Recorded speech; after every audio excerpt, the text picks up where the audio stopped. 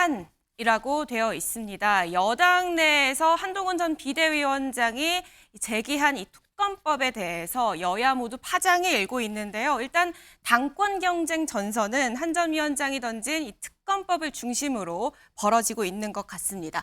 당장 경쟁 주자들 앞으로 이 여론이 원하면 본인 특검도 받겠냐, 한동훈 특검도 받겠냐라면서 한 전 위원장을 향한 공격이 집중이 됐습니다.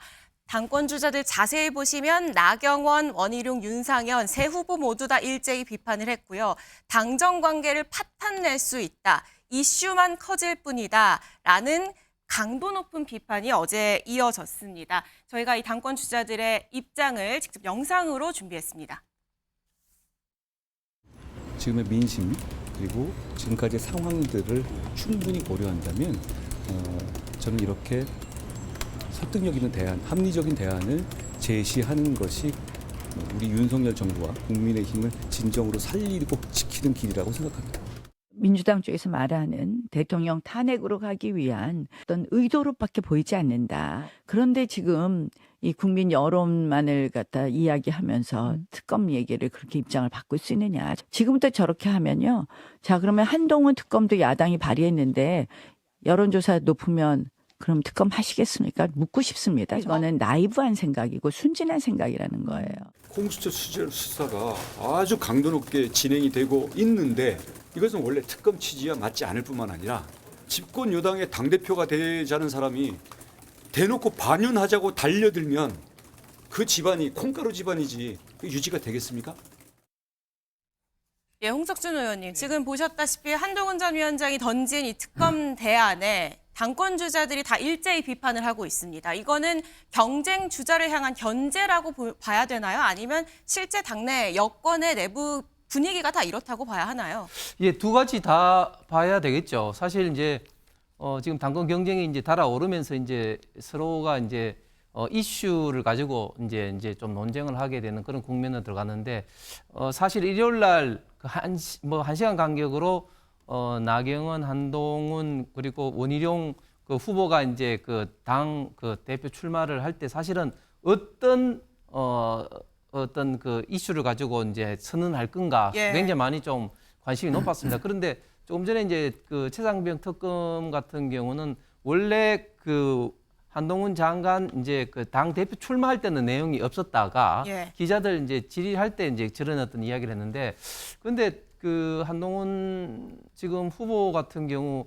사실 저렇게 이야기를 하면 글쎄요 지금 많은 저희 이제 당내 지지층은 지금까지 어떤 특검에 대해서는 사실 하나의 특검이 아니라 지금 이재명 대표 방탄을 위해서 민주당이 계속해서 시리즈로 다양한 지금 특검 공세를 지금 펴고 있는데 저희들은 기본적으로 원칙을 지켜야 된다. 그러니까 무슨 말인가 하면 특검이라는 건 잘 아시겠지만 상권 분립이 아주 예외적인 사항으로 여야가 합의를 했을 때 이제 발생할 수 있는 건데 지금 공수처가 이렇게 수사를 하고 있고 이후에 한번 보겠다는 것이 저희 지금 당의 그리고 대통령실 기본적인 어떤 입장인데 이런 어떤 상황에서 단지 어떤 독소장 몇 개 특히 이제 어떤 특검의 어떤 추천권을 뭐 대법원장을 통해서 그렇게 하자고 한동훈 후보가 제안을 한 것은 일반적인 저희 어떤 원칙을 지키자는 저희 당내든 지지층하고는 조금 괴리가 있는 저런 어떤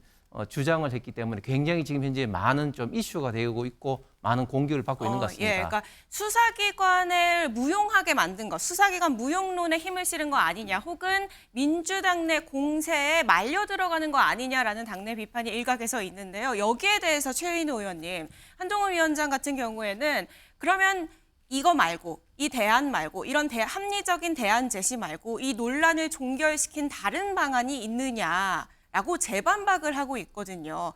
밖에서 보시기엔 어떠십니까? 저는 한동훈 그 후보의 특검에 대한 입장이 전당대회 중반 정도에 나오지 않겠냐. 특검을 저희들이 이미 발의를 해놓은 상태에서 국회 본회의 이제 처리 과정이 남았지 않습니까? 그 과정에서 여당 내에 찬성 의원들이 어느 정도 되고 그래서 불가피하게 나는 특검을 수용할 수밖에 없다 하는 그런 좀 수세적인 입장에서 특검을 받을 줄 알았는데 출마 선언하자마자 반년선언을 하듯이 특검을 전격적으로 찬성한다. 대학까지 제시를 했단 말입니다. 예, 준비를 이미 한 메시지처럼 보였죠. 그렇죠. 그래서 특검 정국은 이제 특검 피할 길이 없는 길이 됐다라고 이제 봐지고요. 한동훈 위원장의 그런 특검 찬성은 저희 민주당으로서 보면 땡큐입니다. 땡큐다. 예, 다만 이 집권 여당이 아무리 전당대회 와중이지만 이렇게 청와대와 용산과 후보들 간에 또 한동훈 위원 후보 간에 또 갈등이라든지 또 예. 나머지 세 후보가 또 한동훈 후보를 공격하는 여권 내의 이런 분열 양상들이 국정이나 또 민생을 챙기는 그런 부분에서 상당히 차질이 오지 않을까 하는 또 우려도 동시에 갖고 있습니다. 네. 저희가 홍준표 대구시장 역시 어제 한동훈 전 위원장이 던진 특검법에 대해서 입장을 SNS에 올렸는데요. 같이 보시면 얼치기 후보는 벌써부터 현 정권을 흔드는구나. 대표 되어본들 앞으로 선거도 공천권도 없다. 그래서 허수아비가 된다는 것이다. 본인 특검 받을 준비나 해라. 라고 얘기를 했습니다. 부대변인님. 지금 네. 보면은 대표 되어본들 선거도 공천권도 없다. 이게 실익도 없는데 왜 이렇게 정권 흔드느냐. 한동훈 특검법이나 받을 준비를 해라라고 굉장히 강도 높게 비판을 했는데 어떻게 보십니까? 그러니까 초기에 수세적으로 야당의 특검을 받지 않고 출마 선언과 함께 시작과 함께 이 이슈를 던진 이 점에 대해서도 좀 궁금하거든요. 일단 홍준표 시장님은 사실 그 이렇게 따뜻한 말씀보다는 저렇게 이제 뾰족한 말씀들을 많이 하셨고, 예. 홍준표 시장이 따뜻한 말씀을 하시면 오히려 그게 더 이상하다고 저는 생각을 합니다. 그래서 의례적인 말씀을 하셨다. 저는 이렇게 평가를 하고, 한동훈 전 위원장이 이렇게 선제적으로 한 것은 그만큼 최상병 특검 이슈가 민감하기 때문입니다. 예. 지금 최상병 특검에 대한 저희의 평가는 당내에서 평가를 보는 건 좀 저는 객관적이지 못하다고 생각합니다. 그 이유는 저희가 지금 전당대회이기 때문에 당리당략에 앞서서 좀 평가를 많이 할 수밖에 없거든요. 예. 그런 상황에서 저희가 정확하게 평가를 하려면 민주당의 반응과 언론의 반응을 보면 됩니다. 민주당에서 여의도연구원 부원장을 지낸 최병천 소장이 어제 언론에서 이런 인터뷰를 하셨더라고요. 원래는 최상병 특검을 반대하는 국민의힘과 찬성하는 민주당 안만 있었는데 갑자기 한동훈 안이 들어오면서 1대1대1의 구도가 되었다. 아, 예. 구도의 틀 자체를 바뀌었다는 거죠. 사실 저희가 가장 뼈아팠던 부분은 저희가 마치 최상병 죽음의 실체를 마치 은폐하려는 그런 세력으로 매도되는 게 굉장히 사실 마음이 아팠거든요. 저도 제 나이 또래 최상병 죽음에 대해서는 제 나이 또래는 아니죠. 저보다 훨씬 어리지만 어쨌든 군 복무를 한 최상병에 대한 억울한 죽음은 반드시 밝혀져야 된다고 생각하기 예. 때문에 그런 맥락에 있어서 한동훈 위원장이 민심에 부응해서 먼저 선제적으로 얘기한 거 아닌가 저는 그렇게 보고 있습니다. 그러니까 원칙을 강조했지만 그게 마치 이 사건을 은폐하는 것처럼 보이는 것에 대해서는 우려가 있었고 그 해결책은 이 대안이었다라고 말씀을 해주셨는데 1대1대1 새로운 대안 세력이 등장했다라고 말씀을 해주셨는데 다음 기사 함께 보실까요? 당 내에서도 합리적 대안이다라는 의견이 있습니다. 예를 들면 안철수 의원 혹은 김재섭 의원 그리고 또 수도권 원외 인사를 중심으로 두려운 건 국민한테 멀어지는 것이다. 3자 추천, 그러니까 민주당 야당 추천이 아닌 제3자, 대법원장을 포함한 제3자가 추천하는 특검을 추천하는 한동훈 전 비대위원장의 제안은 충분히 합리적이다라는 입장이 나오고 있는 상황입니다. 그런 반면에 대통령의 탈당을 원하냐라는 여당 내 반발도 여전하거든요. 소영주 부대변인님. 밖에서 보시면 조금 더 객관적으로 보이실 것 같은데 1대1대1 지금 김윤영 부대변인님은 당내 여론이 아니라 민심과 언론을 봐야 한다라고 말씀을 주셨습니다. 부대변인 보시기에 실제 민심과 언론의 반응은 어떻습니까? 최병 특검은 이제는 이제 윤석열 대통령 특검으로까지 이어지는 형국까지 왔습니다. 예. 그래서 국민들은 대단히 궁금해하죠. 그러니까 이건 최해병에 대한 죽음에 대한 진실과 더불어서 대통령이 왜 임성근 1사단장을 이토록 열심히 수사해서 빼내려고 했는가. 이제 네. 그게 관점이에요. 근데 저는 지금 현재 김재섭 의원이나 안철수 의원은 21대부터도 그전에도 이 특검은 찬성하겠다라고 밝혔기 때문에 그 의견 자체를 논평하는 거는 큰 차이가 없고요. 지금 현재 보면은 시작부터 한동훈 대세론에 나머지 후보들이 끌려다닌다. 그래 보시면 될 것 같아요. 이 이슈 비판에도 불구하고 이 이슈가 중심에 선 거는 그렇죠. 한동훈 전 위원장이 이슈를 주도하고 있다. 이슈를 이렇게 던졌는데 보시는 다 물었잖아요. 예. 다른 얘기를 해야 되는데 이게 맞다 틀리다 하면서 한동훈 그 후보를 막 공격하는데 결국에는 한동훈 후보 자체가 전략적으로 던진 겁니다. 실효성이 없어요, 이 특검은. 실효성이 없다고 보세요? 그럼요. 한동훈 그 후보 자체가 굉장히 많이 고민한 그 이런 모습이 보이는데 예를 들어서 이 여야가 나중에 본인이 대표가 돼서 예. 뭐 이 특검에 대해서 논의할 거 아니에요. 대표는 7월 23일 날 됩니다. 민주당의 시계는 7월 19일에 있습니다. 그러면 한 번 더 통과가 되고 대통령이 거부권을 쓴 다음에 본인이 다시 특검을 논의한다고 하는데 그때까지 시간이 얼마나 걸릴까요? 서너 달이 걸립니다. 그리고 공수처 수사 다 끝나야 됩니다. 그러면은 지금 말하는 것들이 실효성이 있나요? 저는 그런 부분에 있어서 이번 선거에 전략적으로 그냥 특검을 던진 거예요. 그리고 사실 대법관이 추천한다. 이 부분 자체도 본인도 법률가이기 때문에 사례가 있긴 하지만 이걸 가지고 다른 후보들이 부안해동하면서 본인의 이슈에 뛰어드니까 얼마나 좋습니까? 그래서 저는 이 부분에 있어서 전략적으로 한동훈 후보에게 시작부터 나머지 후보들이 끌려다니기 시작했다라는 관점에서 보는 것이 맞다. 저는 그렇게 봅니다. 그러니까 실효성이 없다라고 말씀을 해주셔서 저희가 야당의 반응이 담겨 있는 기사도 하나 준비를 했는데 한겨레 오면을 함께 보시면요. 민주당 내에서는 말씀해 주신 것처럼 시기를 지적을 합니다. 이거 시간 끌기 꼼수 아니냐라고 얘기를 하는데 그런 반면에 여기 보시면 개혁신당 같은 경우에는 대법원장 역시 대통령이 지명을 하는 것이니 변협의 추천권을 주는 것으로 다시 한번 제3의 대안을 제안합니다라고 얘기를 합니다. 그러니까 야권에서는 이렇게 뭔가 협상을 하려는 움직임도 있는 것 같거든요. 그거는 그때 가서 얘기할 거예요. 그때 지금 가서 얘기할 게 얘기합니다. 아니죠. 그러니까 네. 민주당은 6월에 본회의에서 이걸 처리하고 7월 19일까지 예. 이 특검법에 대해서 일단 대통령의 의견을 묻는 것들 이 시간은 멈추지 않습니다. 그리고 나서 이제 한동훈 뭐 후보가 대표가 되든 나경원, 안철수 안철수가 아니라 원희룡 이 분들이 대표가 돼서 그 7월 23일 이후에 있을 일을 굳이 벌써부터 막 갑론을박하잖아요. 예. 벌써 이 국민의힘의 전당대회는요 체병 특검으로 치러지는 겁니다. 다시 이제 여권 얘기로 조금 돌아오면 아까 대통령 탈당을 원하느냐라는 반응까지 나왔는데 과연 대통령실 반응은 어떤지 저희가 좀 살펴보도록 하겠습니다. 대통령실 관계자 익명 인터뷰가 좀 전해지기를 한동훈 전 위원장이 나름의 작전 카드로 들고 나온 것 같은데 본인에게 득이 될지 모르겠다라는 반응이 있고요. 또 용산 내부 분위기는 어떤가 보면 지켜볼 뿐 누가 당선이 되든 정권과 함께 나라 위에 일할 여당 대표 아닌가라고 얘기를 하고 있습니다. 홍석준 의원님, 원론적인 얘기긴 하지만 이 언론 보도, 조간신문 보면은 대통령실에 불편한 기색이 드러난다라는 문구들이 많거든요. 실제로 좀 그렇다 보세요?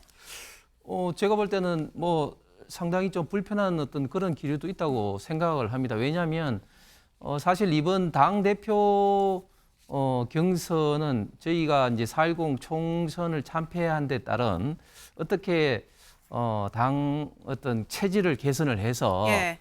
저희가 앞으로 있던 선거뿐만 아니라 지금 당장 윤석열 정부가 그 하는 일에 대해서 대한민국의 어떤 미래를 위해서 하는 일에 대해서 도와줄 것인가에 대해서는 치열한 어떤 후보들 간의 어떤 고민 내지는 논쟁이 있어야 되는데 사실은 이런 어떤 최혜병 특검 같은 경우는 저도 장례식에도 갔었고 사고 현장에도 그 방문을 했습니다만은 그 아주 간단한 거 아니겠습니까? 그러니까 그 농촌 당시에 홍수 피해를 받은 어떤 지역의 해병 대원으로서 이제 도와주러 갔다가 조끼도 입지 않고 안전에 그런 어떤 사고를 당한 그런 어떤 경우인데 사실 이 경우에 대해서 대통령이 무슨 이유로 뭐 특별하게 거기에 수사를 개입하며 또 그 사단장을 특별하게 뭐 하지 마라 하는 그런 하등이 사실은 이유가 없는 겁니다. 예. 그래서 어떻게 보면은 어떤 특검이 또 이슈도 아니고 또 굳이 하더라도 대원칙적으로 수사를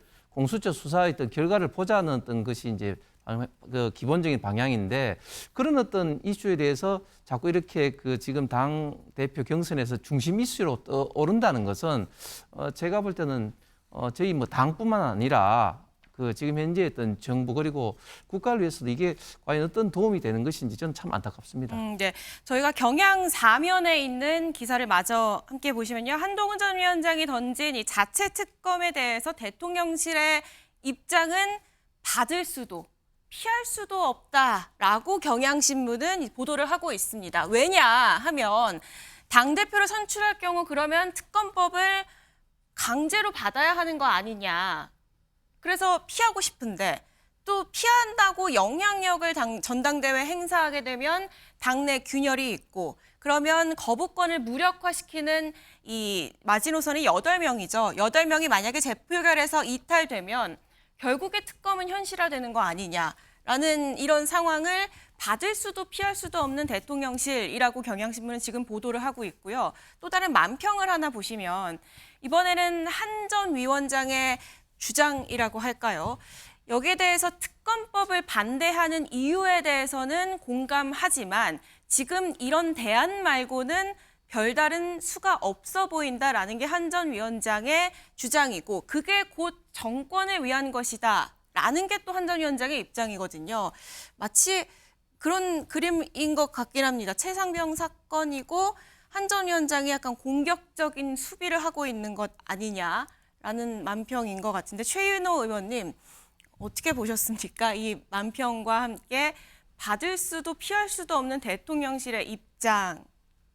나경원 후보가 어제 예. 특검은 정권 붕괴용이다. 또 친윤일보에서는 특검이 윤석열 대통령의 탈당을 촉진할 수밖에 없을 것이다. 이런 예. 말들이 나왔지 않습니까?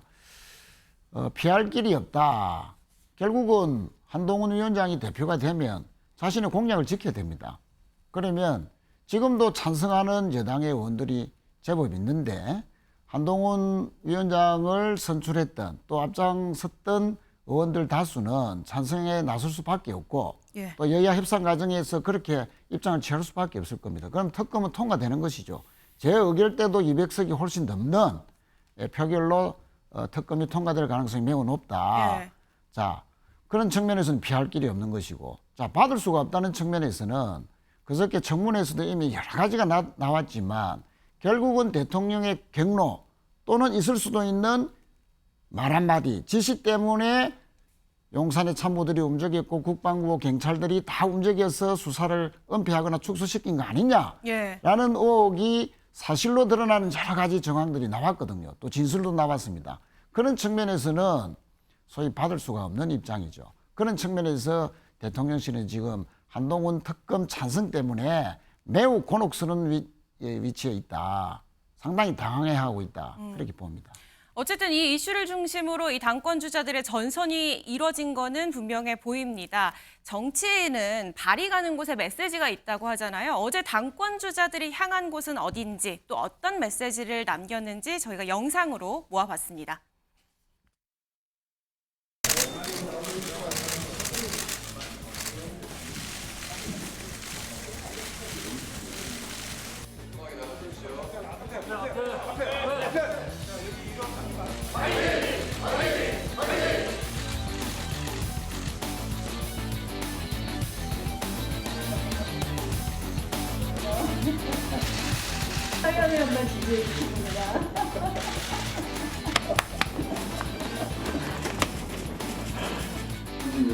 호남이 있었는데 물 잘하면 큰일 난다. 여수는 우리에겐 108명의 일당 100 국회의원들도 있지만 163명의 걸출한 원외 당협위원장들이 있습니다. 탄탄한 실력의 지방자치위원들이 있고 뛰어난 역량의 보좌진들이 있고 당의 기둥인 당류들이 있습니다. 예, 이렇게 또 보니까 좀 메시지들이 확실하게 정리가 되는 것 같은데 보시면 이 나경원 의원은 개파가 없다, 무개파를 주장하고 있는데 좀 비교적 개파색이 옅은 오세훈 서울시장을 만나서 또 수도권 민심을 공략한 것 같고 원희룡 전 장관은 지금 인요한 의원을 러닝메이트로 지금 영입하고 있는 과정이고 기자들 앞에서 또 눈높이를 맞춘다고 바닥에 앉아서 백브리핑을 하는 모습까지 보여줬습니다. 그리고 한동훈 전 위원장은 내부의 원내도 중요하지만 원외도 중요하고 우리 국민의힘 당직자들도 중요합니다라고 주장을 했는데 그래서인지 어제 이렇게 환경위원 분들 내부 당직자들을 일일이 만나서 격려하는 모습을 봤습니다. 김윤영 부대변님 어떤 장면에 좀 주목을 하셨습니까? 저는 일단 한동훈 위원장의 저 점심 식사 약속을 되게 주목 있게 봤는데 사실 저는 충분히 예측을 할 수 있었습니다. 이유가 예. 왜냐하면 한동훈 위원장이 비대위원장 취임하고 나셔서 그 업무 공간을 국회 본청에서 중앙당 당사로 옮기고 나서 첫 공개 일정으로 잡았는 게 중앙당 당사의 환경 청소를 해주신 여사님들과 예. 관리인 분들이셨습니다. 그리고 비대위원장 총선이 끝나고 나서 첫 공개 그 식사 장소가 저희 당시 수행했던 경호 인력과 당뇨들 분들 그런 분들 그러니까 항상 묵묵히 자기 자리를 지키는 분들과 식사를 해왔었거든요. 그분들의 노고와 수고를 알기 때문에 동료 시민들에게 어떻게 접근해야 되는지를 알기 때문에 한동훈 위원장이 동료 시민들에 대한 어떤 감정을 가지고 있는지를 알고 그동안 한동훈 위원장 행보를 관심 있게 보셨다면 예. 충분히 예측을 할 수 있었고 전 나경원 의원 또 굉장히 서울시 오세훈 시장을 만났는 것도 굉장한 인상 깊었던 게 이제 어떻게 본인은 대선을 불출마 선언하셨지 않습니까? 예. 다른 대권주자들을 만나면서 그런 차기 대권주자들을 만나면서 자기만의 색깔을 구축한 것 같다는 느낌을 받았습니다. 저희가 윤상현 의원도 지금 같이 오늘 일정 함께 보시면 윤상현 의원이 사실 나경원 의원 만나기 전에 먼저 오세훈 서울시장을 만났었거든요. 그래서 똑같이 지금 수도권 공약을 했었고 또 오늘 이제 오전에 당혁신 정책 발표도 마련이 되어 있고 나름의 지금 행보들을 하고 있습니다. 오늘 일정 함께 보시면 또 이 주자들이 어디에 집중하고 있는지가 한눈에 보이는데요. 나경원 의원 같은 경우에는 또 서울시의회 오늘 또 의원총회 혹은 본회의가 예정되어 있으니 원내 상황에 조금 집중하고 있는 것 같고 원희룡 전 장관은 TK로 향했습니다. 당원 40%가 있는 곳에 가서 이제 지금 당심을 잡아보겠다라는 건데 눈에 띄는 건 한동훈 캠프에 이제 들어가 있는 김영동 의원 역시 간담회에 찾아서 또 이제 완전히 폭넓은 행보를 하고 있고요. 윤상현 의원 아까 말씀드렸고 한동훈 전 위원장은 오늘도 보좌진 협의회 원외 혹은 당직자 국민의힘을 꾸리고 있는 인원들을 또 직접 챙기고 있는 모습이에요. 서영주 부대변인님, 밖에서 보시기에 어떠십니까? 자꾸 밖에서 봐요. 안에서도 봅니다. 근데 제가 보면은 이제 이게 비교할 건 아닌데 이준석 당시 국민의힘 전 대표의 선거를 보면 당시에 이제 오래된 주호영 의원, 나경원 의원도 당시 나왔었죠. 그 말하자면 중진 의원들이 왜 이준석이라는 그 신진은 아니지만 뺐지만 원의 그 말하자면 정치인에게 패배했는가. 선거운동 방식이 완전 차별됐습니다. 당시 보면 지금 보면은 오래된 중진들은요 전통적인 방식을 쓰고 있어요. 뭐 다 지역에 찾아가서 당협위에 간담회하고 도지사 면담하고 오세훈 시장 만나고 혁신 정책 발표하고 이게 전통 방식이에요. 그런데 이제 이준석 전 대표 같은 경우는 당시에 그렇게 선거운동을 하지 않았죠. 가방 메고 전체적으로 운동장을 넓게 썼습니다. 제가 봐서는 지금 한동훈 후보 같은 경우는 운동장을 넓게 쓰는 본인만의 스타일의 선거 방식을 하는 것이고 지금 보면 뭐 아까 메시지도 그랬지만 108명부터 원외위원장 163명 그다음에 보좌진 지방의원 모든 걸 거론하잖아요. 결국에는 이제 이번 선거는 친윤 그러니까 윤석열 대통령의 운동장에서 벗어나서 더 넓게 쓰겠다라는 한동훈 후보의 어떤 그런 메시지와 일정들을 읽을 수 있고요. 제가 봐서는 그 확장성 면에 있어서는 한동훈 후보 자체가 시작은 더 잘한 것 같다. 하지만 일단은 8대이잖아요. 당원 80, 민심 20이기 때문에 선거 결과가 반드시 꼭 운동장을 넓게 쓴다고 해서 결과가 좋은 건 아니겠지만 주목할 점들은 또 윤석열 대통령 운동장에서 이번 선거가 이루어졌을 때는 결국에는 국민의힘의 미래가 없다고 한동훈 전 위원장은 생각한 것 같아요. 그래서 일단은 첫 이런 일정들을 비교했을 때는 한동훈 후보의 첫 걸음이 훨씬 더 눈에 띈다. 그렇게 평가합니다. 이준석 대표의 성공 비결을 말씀해 주시면서 얘기를 해주셨는데 어제 이준석 대표가 국민의힘 의원들을 찾았습니다. 어떻게 보면 당대표 선배잖아요. 어떤 얘기 했는지 영상으로 직접 보시죠.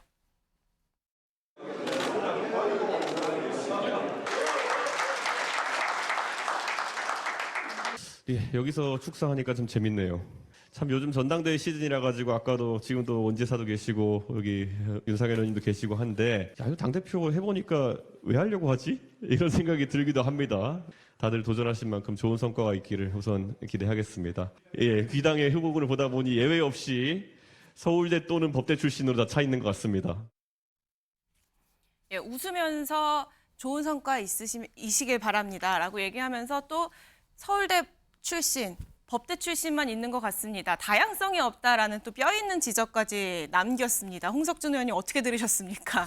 예, 그 2021년도 그 이준석 대표 당대표 경선이 생각나는데 사실 그때 이준석 대표는 사실 또 운이 좋았던 게 그때는 지금보다 더 영남 특히 TK 그 당원 비중이 높았거든요. 그런데 그 이준석 대표에 대해서 대구 출신인 것을 잘 모르는 분이 많았는데 부모님이 대구 출신이라는 것을 당시에 민주당에서 이제 공격을 하면서 이제 알게 돼가지고 이준석 대표가 한 보름 정도는 대구에 상주하면서 이제 선거 운동을 한 기억이 납니다. 예. 예, 그렇게 해서 이제 당선이 됐는데 이준석 대표의 이제 저런 말 속에는 여러 가지 뭐 생각이 많겠죠. 당대표 선거부터 해서 본인이 당대표 했던 까지 이제 많으면서 특히 또 마지막은 뼈아프게 이제 또 서울대 법대 중심의 그런 어떤 이야기도 했는데 그만큼 이준석 대표는 아직까지 국민의힘에 대한 어떤 애정이 굉장히 짙게 있는 것 같습니다. 예, 또 이제 굉장히 많은 생각이 들었을 것이다라고 말씀을 해주셨는데요. 저희 국민의힘 전당대회 소식도 앞으로 짚어보도록 하고요. 바로 다음 키워드로 넘어가 보겠습니다.